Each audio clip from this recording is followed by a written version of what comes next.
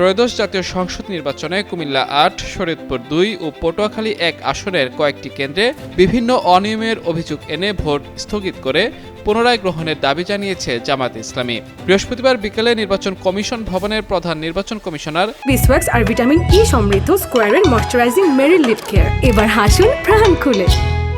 AMM Nasir উদ্দিনের সঙ্গে ১১ দলীয় জোটের প্রতিনিধি দলের সাক্ষাৎ শেষে সাংবাদিকদের কথা বলেন জামায়াতের সহকারী secretary general advocate Moazzem Hossain Helal.